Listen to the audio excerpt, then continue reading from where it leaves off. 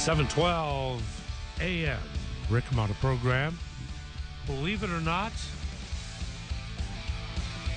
are we on our way to our 32nd year? Just dawned on me because Joe Kent is only 30 years of age. No. So that higher. Oh, it's good to see you, Joe. How you? Good to see you too. We got rained out over the weekend I think we have to throw away our food now in our fridge. See? I mean, my wife is like, but it's so much money. Let's just try. And I'd rather not. So yeah, we were out with about 18 hours of without power. Oh my gosh. Of course. But some people are still out, of course. Yeah. And, good. Right when we were going to transfer all of our food to my mom's house, the lights came back on, so we had to put it all back. Yeah, a lot of stuff. I was just sharing that the HECO makes accommodations for folks that have done exactly that. That's right. Yeah, that's right. I just learned that you can actually file a claim to HECO and maybe get your money back. And if your appliances were damaged, because that can be tough, the on, off, and surge. And so I was going to go through and share everything. I'll just text you what I've got. Joe, would you mind remind us, Grassroot Institute, the mission is? The mission is to hold the government accountable. So we focus on individual liberty. You should have the right to your property as long as you're not infringing on the rights of others. Economic freedom. You should be able to trade and make money and start a business without too much hindrances. And accountability and a limited government, most importantly, because that government operates best, which is limited by the people. So we try to limit it through education, and we talk to around 40,000 email subscribers every week, and you can get onto our email list at grassrootinstitute.org. Yep. I was talking about Dick Rowland the other day. Yes. And both with Dick and Sam Sloan and the crew to see what was germinated by Dick and others to where we are now. Grassroot has become a very, I don't want to say influential, although it is, but it's a destination for those of us that want to learn more. And can you share a bit about the machinations behind Grassroot to where you can prepare and respond and share observational and analytical pieces for us? Well, Dick Rowland, our founder, wanted a place for people to go to think about the importance of liberty in Hawaii. Divorced from the party, by the way, from the parties. And because there are people who are Democrats or Republicans or Libertarians or what have you that are all interested in some way in, owning their property and keeping the fruits of their labor and so on. And that movement has grown since 2001. So we're now at the 25-year anniversary. And in fact, we have a 25-year anniversary gala on September 4th.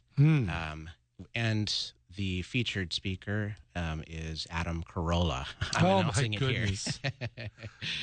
Oh, that's tremendous. Well, Adam, who was in California and saw the Palisades fire had all kinds of viral videos about why aren't they rebuilding here.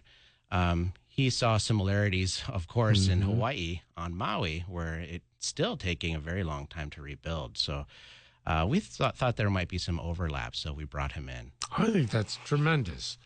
And yes, I'll MC and host for you. No, Yes. I think I was at he had a 20th gala. That's right. That's right. That was remarkable. Yeah, that was great. I think we had 200 people. This year we have room for 400 people. Nice. So down at the Sheraton Waikiki. So that's September 4th. And if you want more info, then go to our website, grassrootinstitute.org. Well, we're going to have to come on together several times. Yeah, that'd be great. Because I'll just say this and we'll get into, is that when you interact with folks that are, yeah, I would say like-minded, but more like interested, and that are compelled to attend. That networking, what it does for me is it bolsters the thought that you're not alone. Yeah. Because oftentimes you may have an opinion that differs with the mainstream, and you're like, I'll just stay over here. But then you're in a room with hundreds, and you get invigorated. Yeah, that's right. Well, I think if you want everyone to agree with you, you're not going to find anyone who agrees with everything. But at Grassroot, we try to find coalitions and understand, okay, we might have disagreements, but let's talk. And I think that attitude, brings people together. Yeah. So, Kaylee Iakina, our CEO, always talks about a hanakako, let's work together. And we really mean it, and we try to do it at the state legislature. And so that's how we start to get things done. Yeah. Yeah. Speaking of the ledge, I'm going to go back to 2024. It was the much vaunted, celebrated, high fives all around town and the state that the world's largest tax cut, well, okay, states, but largest tax cut was codified and on the record. Yeah. And then fast forward 2 years, and we have debates and discussions about A, B, C, and D. I'd like to, could you set the table for us for the perspective of how the tax cuts were passed, and then the incremental retreat, which led us to where we are? Well, we all remember the pandemic. And during the pandemic, there was a huge run-up in inflation and federal monies coming into the state, such that there was so much money, the state legislature didn't even know what to do with it. And this is the Hawaii state legislature, who always knows how to spend money. Yep. They didn't know how to spend the money, and they called it a structural surplus. That's how much money there was. In other words, we're going to have too much money forever. And so what the state did, and legislators, and actually Governor Josh Green deserves kudos for this. He proposed the bill that would cut taxes dramatically. I think it was by $8 or $9 billion that these income tax originally were scheduled. And they were scheduled every year. They would get higher and higher. So the first year, it's like $1,000 for the average family. Then the next year, it's $2,000, then $3,000, and it keeps going. So this is a tax cut that grows. Well, now, though, the federal dollars, the siphon, has stopped. And so that's the argument lawmakers are using to say, okay, we need that tax money back then. But wait a minute, I thought that this tax money was based on a structural surplus, not a federal surplus. And actually, if you look at the numbers, which I did, this is less about the federal dollars stopping and more about our state spending growing way past what we can afford. And so they say pause. If you look at the bill, it's actually stopping the tax cuts, the future tax cuts. But, on the good side, the tax cuts that have been rolled in so far would be kept. Now, the bills at the legislature do different things. The House bill, I think for some reason at the House, they're more amenable to raising taxes. And in the Senate, they are more objectionable to that. So in the House, they would stop the tax. Oh, gee, it's like even hard. It's like double negatives here. Right, exactly. Okay, so the tax hikes would be implemented for the wealthier individuals. So people making over $200,000, $300,000, $400,000, they would actually get a tax hike, and that would put the top marginal rate to like 12%, which is the second highest in the nation for income taxes. So basically, the House side is a tax hike. On the Senate side, however, they actually keep the tax cut for people making under $200,000. So that's a good thing. But for those making over $200,000 or so, then it's still stopping their tax cut in the future. So, but on the whole, it's better. I mean, that's the problem we face at the Grassroot Institute all the time is half measures and full measures. Do you want to oppose something that would be halfway good, or do you want to only say yes to something that would give you the full, the full picture? And so for us, we weighed and weighed, and we're still weighing it. Actually, I think we're just going to comment on it, but everyone needs to think for themselves. Do you want a tax cut? And if so, the best thing to do is to tell legislators to keep the tax cuts, because actually, this whole budget situation, you shouldn't balance the budget on a tax cut. You should, if the legislators really had a spine, they would just kill both of these bills, keep all of the tax cuts as programmed, and that would force the governor to have to cut back. And he would have to cut back through, he's got all these different tools to do so. He could line item veto. He could use budget restrictions. These are things he does normally. So I don't think that there's really a budget crisis here. It's just a spending crisis, actually. At the end of the day, and this is what is irksome to many, is that there's a determination of classism. Mm-hmm. Simply because you have an income that you have worked for, you may have inherited, I don't care. You're actually doing very well. And that because you're excelling, you get the punitive punishment. Mm-hmm, mm-hmm. The unfortunate part is that a myriad of organizations have analyzed that in order to live a comfortable life, not one of lavish, is that individuals need to earn over $100,000 per individual. Mm-hmm. You combine that with a couple, and if that's the case, bada boom, bada bing, you hit that threshold of $200,000. However, if you're a small business and you do your taxes, and oftentimes small businesses, they will incorporate the revenues generated by their business. Mm-hmm. They will be taxed on that. That's right. And they receive already in a business that has a margin that is so razor thin. Yeah. That part of the discussion about the richest need to pay more is exempted. Well, that's the ironic thing about this is, okay, they say, well, Hawaii's economy is struggling, therefore we need to raise taxes. But it's the other way around. Mm-hmm. These tax hikes in the bill, at least some of the tax hikes spelled out in these bills, are meant to hike taxes on the business and the economy and jobs and job creators in Hawaii. And so, but what if we did the opposite? What if we reduced spending, reduced taxation? Amen. We might actually get more revenues than we thought. The Council on Revenues just met last week, I think, and they were somewhat surprised that the tax revenues are coming in a little hotter than they thought they would. Well, why is that? It could be because we've lowered taxes. Amen. And maybe we're seeing some of the Laffer curve effects. Yes.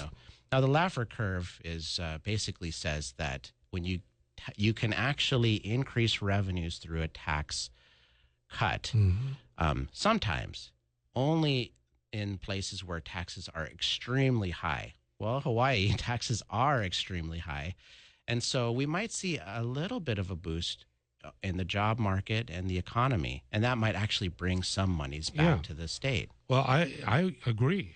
Laffer curve is ideal for Hawaii because of our cost of living. And instead of the government receiving, put in the hands of people, they have to engage in commerce at a higher rate that has a tax rate associated with a pyramided GET, and bada boom, bada bing. It allows more freedom. We started talking about financial freedom. The constraints that are being put upon people, families, businesses, etc., is antithetical to what the ideal is of being a U.S. citizen. And the opposite side of that is the death spiral, which is if you raise taxes in an economy that's already weak, then people less can afford Hawaii's cost of living and then leave. We already have people leaving, by the way. The numbers just came out, and so that could create a spiral, which just gets worse and worse. I mean, we're seeing that right now with, the state jobs right now that people are begging for even vacant positions. By the way, it's like, why would you beg for a vacant position?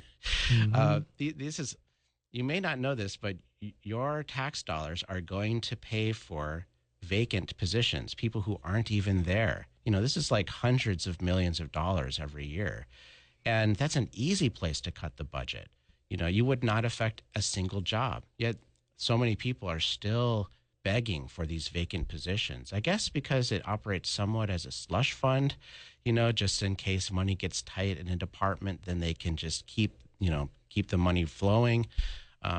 So that's one place to cut. And we actually have several others. We have 10 places to cut, obvious places to cut. We've handed that to legislators, and they were surprised. We're already at 7:28. Oh, yeah. You have to stop being so interesting. Sorry. Because I'd like to go through some of those so folks understand. I will say this. Governor Rick, with his budget, successfully was able to identify and carve off without an increase of the number one revenue, which is property tax. Yes. And his mantra to his team is do more with less. Yes, that's right. That's a great philosophy, actually. And that's the same philosophy the state should learn from the counties on that respect. So, because I think at the county levels, it's harder to increase a property tax. At the same time, a property tax is a lot more stable. So the counties generally have to learn to do more with less. The state, on the other hand, usually, blows the lid off of spending and just increases taxes regularly. They're more used to that. So, learn from the counties. Amen. Remind us how we connect with Grassroot. And if you don't mind, remind us about September. Yeah, so the Grassroot Institute, you can find us at grassrootinstitute.org and get on our email list. And you can find our gala, which is coming up on September 4th. We've got Adam Carolla joining us for that at the Sheraton Waikiki. That's September 4th. So go to grassrootinstitute.org to sign up. Love that. We have a lot to cover with Joe Kent of Grassroot Institute when we return. And we would love for your calls if you'd like to chat. Now, this is just one aspect that Grassroot is exhaustively covering. So if there's anything else on your mind, love to hear from you.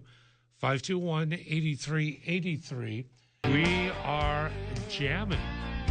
Yeah, man. I'm thoroughly enjoying the conversation with, of course, Joe Kent of Grassroot Institute. I'm going to tell you about PRP in just a moment, but first, talking about the budget, but also the tax cuts, etc.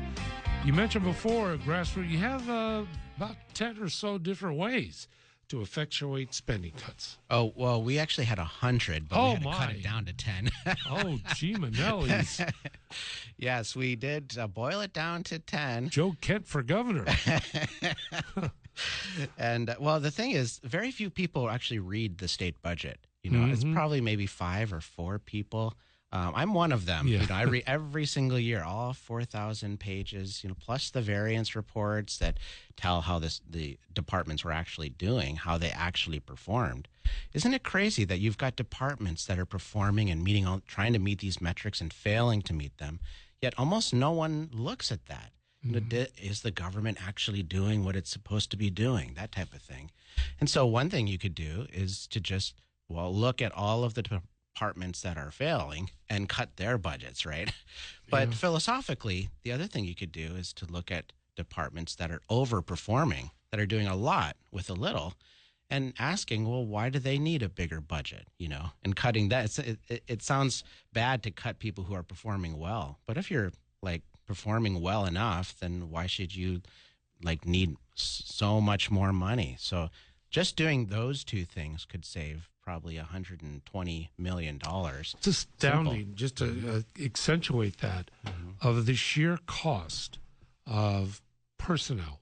Yeah. And when we hear about salaries, that's just one thing. Yeah. The other is time off, Mm-hmm. 21 days minimum that's guaranteed. And then we get into The pensions pension problem. and health care. Yes, that's right. It's astounding. We've got huge debt for pensions and healthcare benefits for public employees. It's billions and billions of dollars.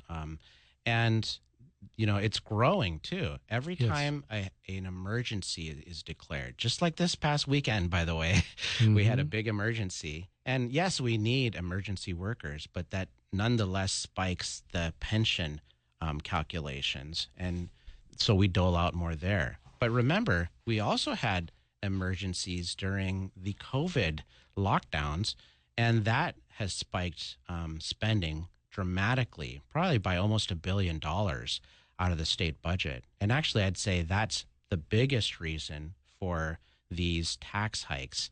It's the main reason, actually, that's behind the scenes that no one will talk about for why they supposedly need these tax hike is because the public union workers got enormous hazard pay during that time. And not only that, but again, that spikes the pension. Every year it was, several $100 million extra that we taxpayers would have to pay. But it's not over yet. Even into the future, there are still more, hazard pays that still need to be paid out for that pandemic because it's all in the courts, you see. Yeah. How was your hazard pay? Yeah, I never got hazard pay. I was going to say, how'd that calculate for you? That's right. Yes, and private sector workers never got hazard pay. This is like a foreign concept. So you're taxing people who had to work during the pandemic who did not get a special bonus to pay for those who do get a special bonus. And, that's why people are leaving the state and fed up with this and so on. So now I think the Hawaii State Teachers Union also wants hazard pay, but I don't think it was in their contract. Well, and how can you justify it? Because you were home. That's right. You were home many teaching. of them were home teaching. Exactly. And I know, I saw that, and I just shook my incredibly shaggy head that was even proposed. Yes. So that's a big one, and of course there's other ways to cut the budget too. If you look at the spikes in spending since the pandemic, for some reason after the pandemic there were these mysterious spikes that happened across in different departments randomly, it seems. And when a spike happens, everyone says, "Oh, don't worry, this is just for 1 year and we'll bring it down the next year." Well, then you look the next year, it's still spiked. It keeps going up and up. Because every year what they do, they just add a percentage to whatever the last year's spending was. And so, I'm asking the question, is anyone looking at this? And if you just got rid of all of the spikes and got it to the baseline and, plus inflation, that would save another $120 million. So right there, that would save all of the supposed need for these tax hikes. So that I guess that's just two ways, but we could go on down the list, of course. So if you can stay with us till 2 p.m., that'd be great. Yeah, we're already at 7:41 in the morning with Joe Kent, and thankful that you're with us. Yeah, I had Congressman Ed Case on the program this past Wednesday, and our conversation focused on his role in trying to either exempt or eliminate the Jones Act from here, those of us here at home. And this is for ages. This isn't a new issue for him. One of the first topics we ever discussed on this program 32 years ago, number one was fireworks. Yes, of Too course. Too much. The other was Jones Act. So for 3 decades, this incredible inertia with something that is so obvious, that has such a grave effect on our state, it's still there. Well, it's more than 3 decades. It's over 100 years, of course. But you're right, though. In the last 3 decades, that's when people have actually been aware and talking about it. And actually, we got news last week that Donald Trump is considering exempting the Jones Act for oil shipments.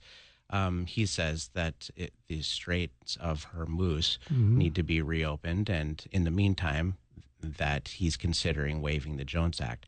It's always considering, though. I'm hoping it happens because then we could actually see what it costs. Now, if you look at the Jones Act proponents, they never want the Jones Act waived or anything. In fact, it used to be easier to waive it during an emergency. Let's say a hurricane comes, or just like in Puerto Rico a long time ago, they waived it for Yes, they that did. and so on. But it's a little embarrassing, I think, for the shipping companies because then everyone can kind of see under the covers, so to speak, at what's really going on, and so if they do waive it, then that would actually be a good thing because we would actually be able to calculate, look, how much, prices have gone down. Now, there's estimates at the gas pump of how much your price at the pump would actually fluctuate. It could be, 3 cents or 5 cents or 10 cents or whatever it is. But, all of that stuff adds up. And so if it was that for a long time, we could talk about billions of dollars. And certainly in Hawaii, it costs more than $1 billion to our state every single year, the Jones Act. Mhm. And we've done a study on that if you'd like to read it at grassrootinstitute.org. So Very nice. Definitely do. I remember the late, great Colleen Hanabusa when she was in studio stating that it was a national security issue. And I had to wait until the laughter subsided from my listeners because any type of justifiable argument that harps upon the emotions is going to be employed on Jones Act. yeah. I was a Z card holder. I was in the passenger cruise business here at home, and we had to comply and did it. Okay. But the punitive assessment on our cost of living is inexcusable. Is there that much power with Matson and Young yes. Brother? I mean, they really possess, and how do they exert it? Oh, yes. Well, if you look at how much money the shipping companies as a whole have given to elections and politicians and so on, it's well into the tens of millions of dollars, of course. And every year, almost every politician in office in the state legislature gets a little something, a little pittance from the shipping unions. But the biggest ones who get it are in Congress, though. And of course, that's the president and the congressional representatives for Hawaii. It seems so backwards that people representing Hawaii would be for the Jones Act. I don't think they're confused. I think this is calculated. So. Oh, I could use a couple more phrases that would get me into trouble, but it's already 7:46. So before we move on, any hope? Any hope? A waiver? Any hope? If we're looking at President Trump to effectuate that, perhaps? Yes, I think so. I mean, he does crazy things all the time. Here's one more, but it's actually a good crazy idea. So, yeah. We're going to stand by. Joe, how do we connect with you? Well, you can connect with us at grassrootinstitute.org and sign up for our newsletter at grassrootinstitute.org.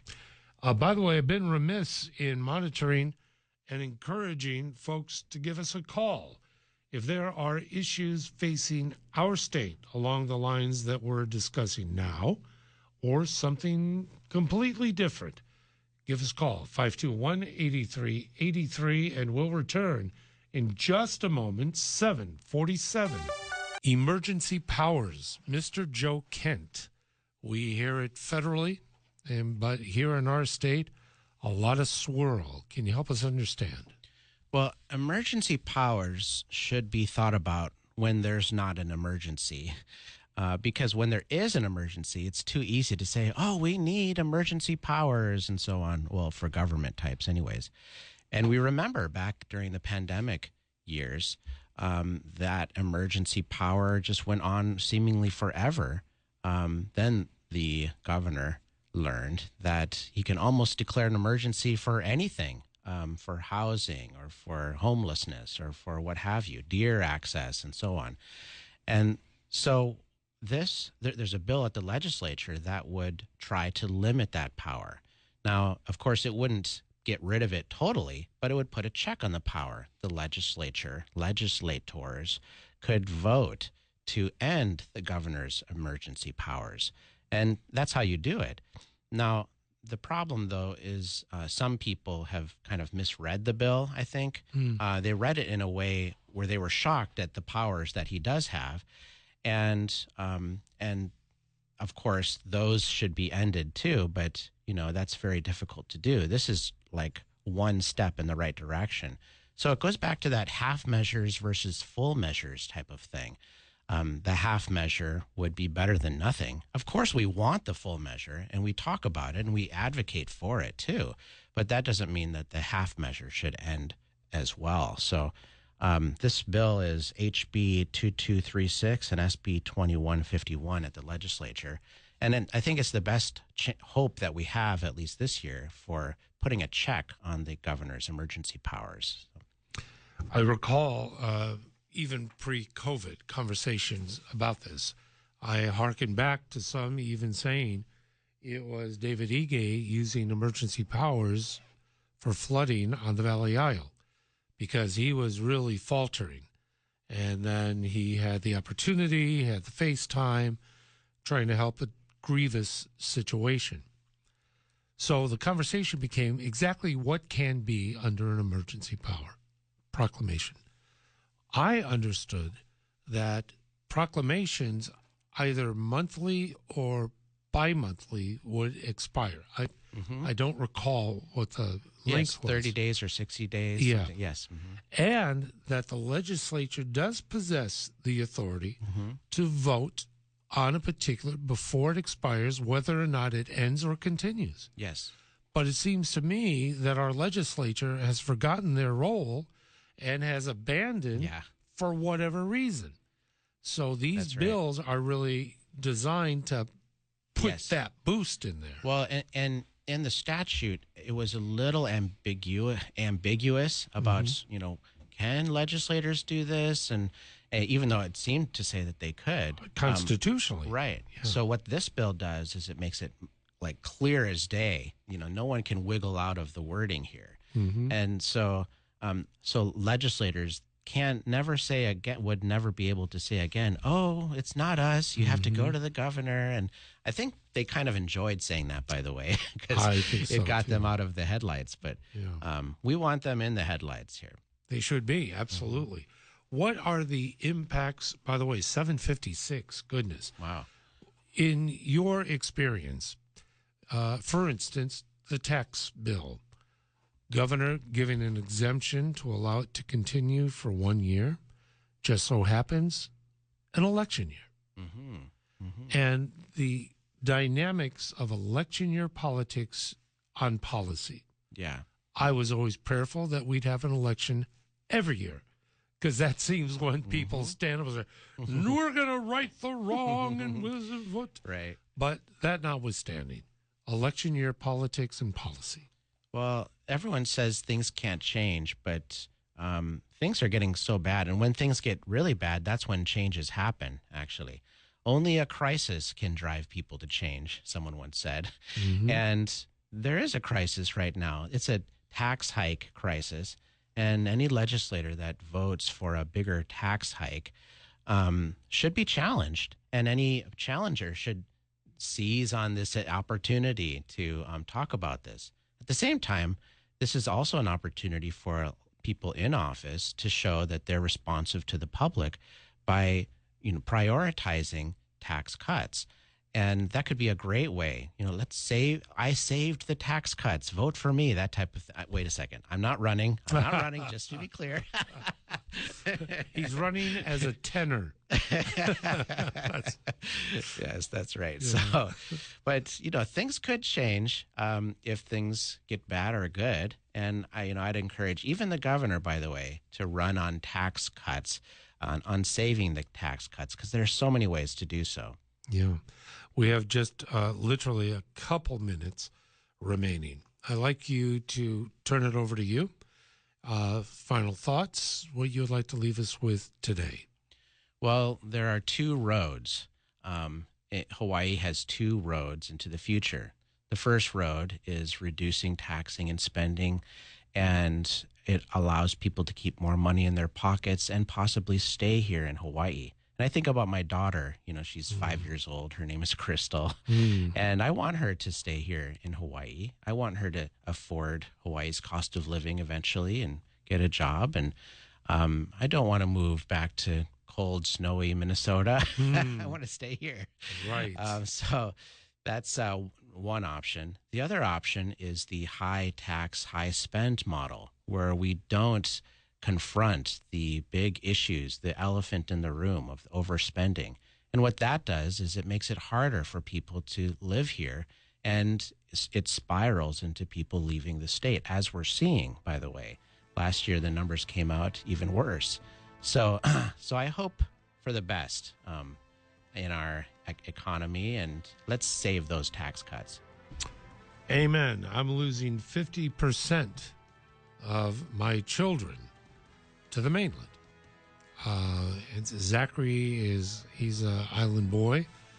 Zoe has already plotted her course, and I would love them to do well here at home. I'm just not that confident, but trying to change and turn it around is key. Joe Kent, thank you for taking the time. Thank you. Yeah, we'll see you very soon. Yep, aloha.